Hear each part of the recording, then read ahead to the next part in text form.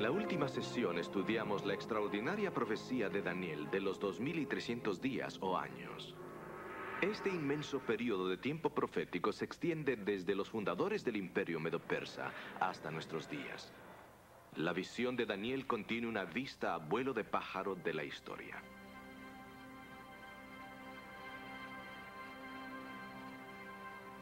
Pero su propósito no fue atiborrar nuestras mentes con tanta información como para probar un examen de historia del mundo antiguo y moderno. Daniel tenía algo mucho más importante en mente. Él deseaba mostrar el interés de Dios en el mundo. Demostrar que a pesar de toda apariencia, Dios está en control desde el principio hasta el fin.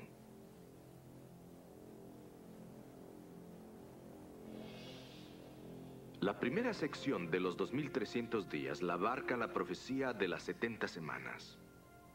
Ustedes recordarán que aunque las 70 semanas comenzaron en los días del rey Artajerjes, su punto clave se encuentra en la semana final de 7 años. Allí pudimos ver cómo el ministerio de Jesucristo estaba sintetizado en unos pocos versículos, y todo esto predicho siglos antes del evento. En otras palabras, hemos estudiado qué ocurre al principio de los 2300 años, pero ¿qué acerca de lo que ocurre al final? ¿Qué dirección toman los 2300 años? Hasta 2300 tardes y mañanas, luego el santuario será purificado.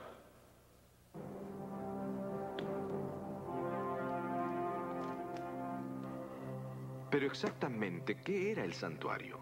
¿Para qué fue diseñado? ¿Y cuál es su importancia para nosotros hoy en día?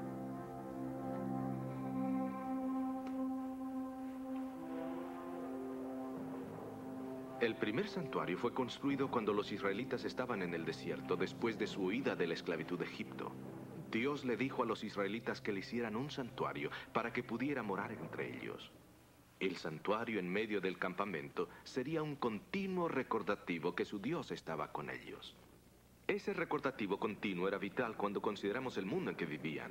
La cultura egipcia que habían dejado atrás estaba hundida en la adoración de dioses.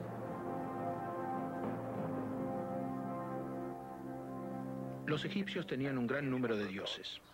Los egiptólogos modernos no saben exactamente en cuántos dioses creían. Así también con los cananaitas. Para esta gente, estos dioses se encontraban en la naturaleza. Por lo tanto, casi todo ser viviente en Egipto era una manifestación de los dioses. Ranas, gatos, perros, estos eran manifestaciones de los dioses. Y en Canaán, donde tenían una religión basada en la naturaleza, era difícil hacer una distinción entre los dioses y los elementos naturales actuales. Entonces el dios de la lluvia y la lluvia misma. Prácticamente no se podía crear una distinción entre ambas. Una parte integral de su adoración a otros dioses incluía el ritual de sacrificios. Se ofrecía comida y animales en muchas de las religiones de la época. Algunas inclusive ofrecían sacrificios humanos. Por ejemplo, aquí en Petra, se construyó un altar que ofrecía sacrificios de sangre. Una ranura en la roca permitía que corriera la sangre. La religión de Israel presentaba un marcado contraste a esta cultura pagana. En muchas formas era muy diferente a la de los cananeos y los egipcios.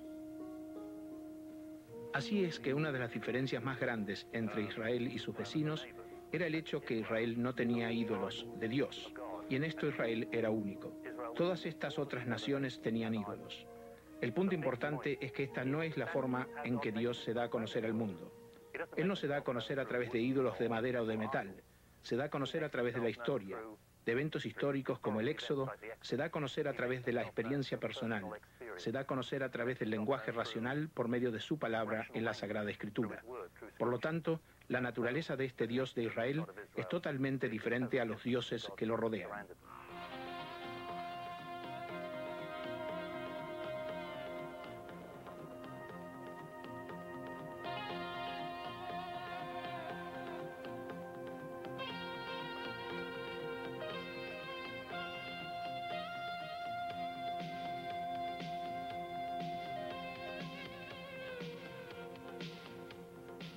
Ustedes se preguntarán qué tienen que ver estos dioses antiguos, templos y santuarios con nuestra vida actual.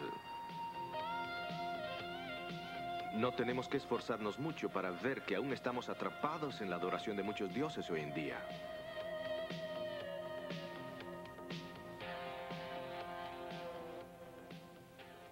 Fue de estos dioses que el Dios del cielo quería librar a su pueblo. Así que les pidió que le construyeran un santuario para poder vivir en medio de ellos y desarrollar una relación de amor con ellos. Escuchemos a Alejandro Bullón para que nos explique más sobre este antiguo santuario hebreo.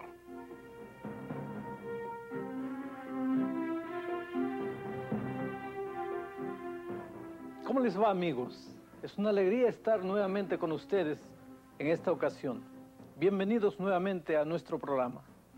El tema de hoy es acerca del santuario y es un asunto de mucha importancia, es algo fascinante. En el Antiguo Testamento, Dios dio el santuario para ayudar a la gente a visualizar y a comprender el plan de salvación. Pero como veremos en este programa, el santuario tiene que ver mucho con nosotros que vivimos hoy.